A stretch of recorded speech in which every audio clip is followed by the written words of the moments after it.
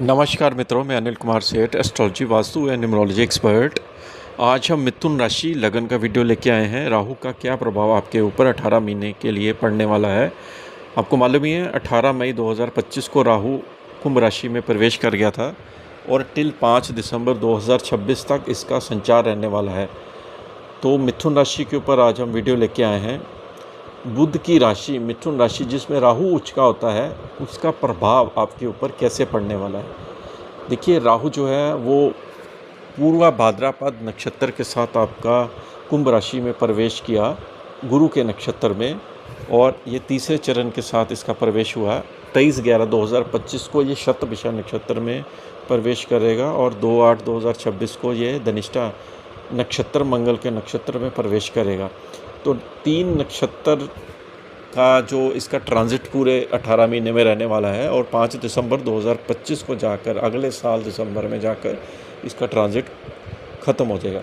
देखिए, कुंभ राशि स्वयं की राशि होती है। राहु इस समय बहुत पावरफुल है और कलयुग का राजा है, मटेरियल चीज़ों का राजा है। राहु जो है टेक्नोलॉजी का भी कारक ग्रह है और ये वर्ष 2025 9 नंबर मंगल का है। राहु का कुंभ राशि में आना और मिथुन लगन से अगर देखा जाए, राशि से देखा जाए, तो आपके भाग्य में आ गया है 9th हाउस में। यात्राओं का दौर रहने वाला है, भाग्य में वृद्धि करेगा क्योंकि स्वयं राशि में है और कुंभ राशि में होने से आपको बहुत बड़ा धन लाभ भी मिलेगा। जो आपका बुरा समय चल रहा था, राहु आपका मीन राशि में चल रहा था, दशम भाव में, वो अब वापस आकर आपके 9th हाउस में स्वयं की राशि में आ गया है, जो कि भाग्य में वृद्धि करेगा क्योंकि लगन को जो सपोर्ट करेगा, त्रिकोण भाव में आ गया और इसकी दृष्टियाँ तीनों स्थानों पर जा रही है। देखिए, राहु जो है वो मटेरियल चीज़ों का लॉर्ड है और राहु कलयुग का राजा भी माना जाता है। 9th हाउस जो होता है आपका भाग्य है, धर्म है, आपके पिता हैं, लंबी दूरी की यात्रा है, हायर स्टडीज़ है, उसमें राहु का आना आपके लिए स्टडीज़ के लिए अच्छा है क्योंकि ये स्वयं राशि का प्लैनेट है और आपको विदेश से लाभ भी देगा और आपकी विदेश से स्टडीज़ में आपको बहुत बड़ा फ़ायदा भी देगा। वहाँ जॉब रख सकती है, आपको पीआर मिल सकता है और आप सेटलमेंट भी विदेश में जाके कर सकते हैं। यात्राओं का दौर आपका मिथुन लगन राशि वालों का यहाँ पर काफ़ी रहने वाला है। देखिए, राहु जो है वो 9th हाउस में क्या होता है कि जितना आप धर्म के अगेंस्ट जाएंगे, राहु का मेलेफिक प्रभाव आपके ऊपर पड़ेगा। इसलिए धार्मिक एक्टिविटी साथ में रखनी है, धार्मिक यात्रा भी करनी है। और राहु की नेगेटिविटी तब बढ़ती है जब हम राहु की चीज़ों का सेवन करते हैं, जिसमें मांस, मदिरा, ये सब राहु की चीज़ों का सेवन है। देखिए, ये डिपेंड करता है कि आपका पिछला कार्मिक इफेक्ट, आपका क्रेडिट क्या लेके आए हो। जन्म लगन कुंडली से D60 चार्ट से भी पता लगता है। आपने देखा होगा कई लोग सब कुछ खाते पीते हैं तो लोग कहते हैं कि ये तो बहुत ग्रोथ कर रहा है, बहुत आगे बढ़ रहा है। उनका कहीं ना कहीं पिछले जन्म का क्रेडिट होता है जो उनको वो पे करता है। और जिनका वैसे भी क्रेडिट कम हो और वो इस जन्म में इन चीज़ों का, मांस मदिरा का सेवन करे, तो राहु का प्रभाव फिर मेलेफिक पड़ता है क्योंकि ये शेडो प्लैनेट है और ये उल्टी चाल चलते हैं और जब भी ये पीछे पीछे चलते हैं तो पता नहीं कौन से आपके पिछले जन्म का कर्म सामने लेकर आ जाए, क्योंकि ये शनि के सबॉर्डिनेट प्लैनेट दोनों माने जाते हैं। अब देखिए, राहु है, राहु की आज बात करेंगे और केतु आपका 180 डिग्री पे तृतीय भाव में आ गया है। तो राहु जब भी कुंभ राशि में आता है, आप मिथुन लगन के लिए अच्छा होता है, भाग्य में वृद्धि करता है और ये 5वीं दृष्टि इसकी आपकी सीधी लगन पर जा रही है। आपके स्वास्थ्य में इम्प्रूवमेंट आएगा, आपकी जो मान प्रतिष्ठा बढ़ेगी, आपको योगा, मेडिटेशन, प्राणायाम से फ़ायदा मिलेगा, आप अपनी सेहत पर पूरा ध्यान देंगे। और ये गुरु के नक्षत्र में होने से गुरु की राशियों को भी साथ में एक्टिवेट करेगा, क्योंकि जब भी कोई प्लैनेट किसी के नक्षत्र में होता है या उप नक्षत्र में होता है तो उसका संपर्क जो होता है उन नक्षत्रों से होने से उसका रिजल्ट भी वैसे ही मिलता है। अब ये गुरु के नक्षत्र में होने से आपका 7वां भाव जागृत है, 10वां भाव जागृत है, जो कि आपके लाइफ पार्टनर को या बिज़नेस में फ़ायदा करेगा और आपके कैरियर में आपकी यात्रा रहने वाली है। जॉब में आपको फ़ायदा करेगा, आपकी जॉब की ट्रांसफ़र का भी योग देगा और जॉब में अच्छी पोजीशन भी आपको यहाँ पर मिल सकती है, क्योंकि 7th हाउस आपके इंडिपेंडेंट वर्क का होता है और पार्टनरशिप का भी होता है। उसके कार्यक्षेत्र को भी ये वृद्धि करेगा क्योंकि ये एक्सपेंडेबल प्लैनेट है, जो गुरु की तरह ये एक्सपेंड करता है। इसके ड्रीम बहुत बड़े होते हैं। केतु जो होता है स्क्वीज कर देता है, केतु क्योंकि मटेरियल चीज़ों से ले जाता है दूर। केतु सन्यासी प्लैनेट है, लेकिन राहु जो है वो ब्रह्मांड में देने वाला प्लैनेट होता है। लेकिन कहते हैं कि केतु कई बार सडन गेन दे देता है, जैसे आपने लेट आउट किया चीज़ों को तो केतु आपको रिजल्ट ओरिएंटेड प्लैनेट बन जाता है। तो जो ज्योतिष है इसका केतु के ऊपर भी किसी दिन वीडियो बनाएंगे, राशियों के ऊपर आपको समझाएंगे कि केतु का कैसे हमें केतु को कैसे एंटरटेनमेंट राशि वाइज करना चाहिए।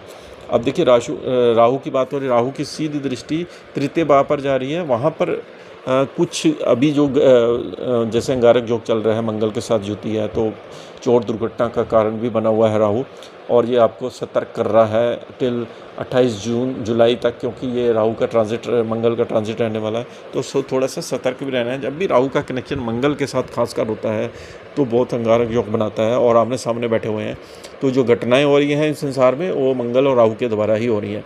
और इसके साथ ही राहु की दृष्टि जो पंचम भाव जारी है, आपको पेट से रिलेटेड बीमारियों से ये निजात करेगा। और आपके जो क्योंकि शुक्र की राशि को देख रहा है, शुक्र का परम मित्र है, क्योंकि जो दैत्याचार्य शुक्र जी होते हैं उनको राहु बहुत सपोर्ट करता है।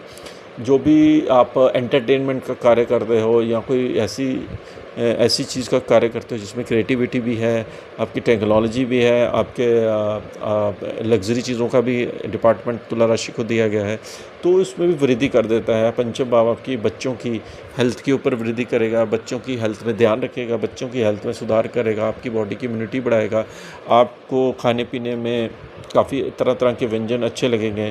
तो यानी कि कुल मिलाकर 5 और 9 का कम्बिनेशन भी आपको राहु दे रहा है, क्योंकि केंद्र भाव है, राहु बड़ा बली हो जाता है। लगन में, पंचम में, नवम में राहु बड़ा बली माना जाता है, और आपके लिए मिथुन लगन के लिए लगन को जो सपोर्टिव प्लैनेट माना जाता है। और राहु जब शतभिषा नक्षत्र में होगा तो ये अपने पूरे फुल मेजोरिटी से पावर से फल देगा। 9th हाउस से रिलेटेड यानी आपकी यात्रा है नवंबर के बाद बहुत रहने वाली है। विदेश से संपर्क कराएगा, विदेश से धन लाभ देगा, आपको विदेश से फ़ायदा भी हो सकता है, पैसा भी आ सकता है। अगर आप इम्पोर्ट एक्सपोर्ट का काम करते हैं तो आपको बहुत बढ़िया यहाँ पर रिजल्ट मिल सकता है। इसी तरह से राहु जब मंगल के नक्षत्र में जाएगा तो मंगल की राशियों एक्टिवेट हो जाएगी, आपकी 11th हाउस की राशि और 6th हाउस की राशि। 6th हाउस चोट दुर्घटनाओं की राशि होती है, वहाँ पर आपको सतर्क रहना है। 11वें घर की राशि आपकी मित्रों की राशि है, आपकी गेन की राशि है। राहु आपको बिजनेस से फ़ायदा देगा, स्पेकुलेशन से फ़ायदा देगा, और आपके काम में वृद्धि करेगा, और आपके मित्रों की संख्या भी बढ़ेगी, क्योंकि 11वें घर को भी एक्टिवेट कर रहा है 6th हाउस। अगर आप जॉब में हैं तो जॉब में भी ये फ़ायदा करेगा, आपकी प्रमोशन के योग भी बनाएगा, क्योंकि धनिष्ठा नक्षत्र में होने से। लेकिन धनिष्ठा नक्षत्र में एक समस्या ये भी आ रही है, क्योंकि राहु और मंगल का कनेक्शन जो है वो अंगारक योग भी है। यहाँ पर छठा भाव दुर्घटना का वो भी जागृत रहेगा। जैसे आप गाड़ी चलाते हैं तो गाड़ी सतर्क होकर चलाएं, और आपको सड़क पर इधर उधर मत देके वाहन की चोट दुर्घटना यानी कि लापरवाही आपको यहाँ पर पेनफुल हो सकती है, इसलिए लापरवाही नहीं करनी, खासकर जब भी आप ड्राइव करें। अगर आपको कहीं पे भी लगता है कि ड्राइविंग मेरे से अच्छी नहीं होती है तो आप ड्राइवर लेके जाएं किसी भी लॉन्ग ड्राइविंग के लिए। खासकर इस वर्ष की हिदायत है, क्योंकि मंगल का वर्ष है और बहुत जल्दी घटनाओं इस वर्ष होने के चांसेस बने हुए हैं और हो भी रही हैं, तो आपको काफ़ी सतर्क रहना है। और राहु 6th हाउस सर्जरी का भी होता है कि कई बार ये डॉक्टर की सर्जरी भी करा देता है। जैसे आपको कोई गुप्त बीमारी थी, डायग्नोस नहीं हो रही थी, एकदम से राहु की वजह से आपका एक्सपोज हुआ और आपका 6th हाउस यानी कि सर्जरी, डॉक्टरी का आपका जो है काटपीट होगी, और आपका कुछ ना कुछ सर्जरी का भी यहाँ पर योग बनाता है। तो अगर आपको पर्सनल हॉरोस्कोप की जानकारी चाहिए कि हमारा राहु क्या आपको फल दे रहा है, लगन चार्ट में कैसे है, किसके ऊपर से निकल रहा है, बिरगु नाड़ी के एस्ट्रोलॉजी वैदिक के हिसाब से आपको तीनों के एंगल के हिसाब से कैलकुलेशन बना के दी जाएगी, प्लस उसकी रेमेडी भी होती है। रेमेडी का क्या काम होता है, रेमेडी एक तरह से सपोर्ट करती है, हमारी डेस्टिनी तो नहीं बदल सकती उससे, लेकिन ज्योतिष डेस्टिनी को डिफ़ाइन करता है।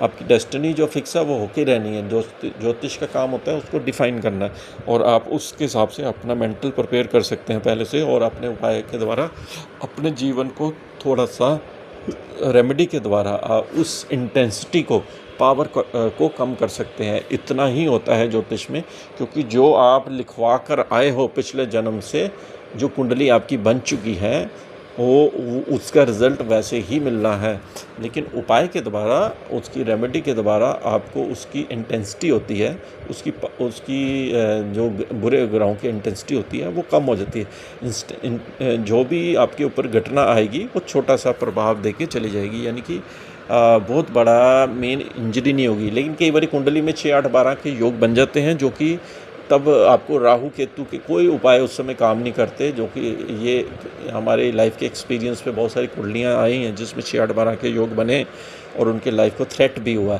तो ये ज्योतिष है, ज्योतिष को समझना बहुत ज़रूरी है। आपको वीडियो कैसी लगी ज़रूर बताइए। और राहु के लिए उपाय सबसे बढ़िया होते हैं, आप भैरव जी की उपासना करें और पंछियों वगैरह को दाना दीजिए। जितनी भी शैडो चीज़ें होती हैं ना, जिन जो बोलती नहीं है, ये राहु के द्वारा ग्रहण करती हैं। जैसे एनिमल्स, डॉग्स हो गए, काउज़ हो गए, जो बेजुबान है, यानी कि वो अपने एक्सप्रेशन तो दिखा सकते हैं लेकिन अपनी ज़बान से बोल नहीं सकते।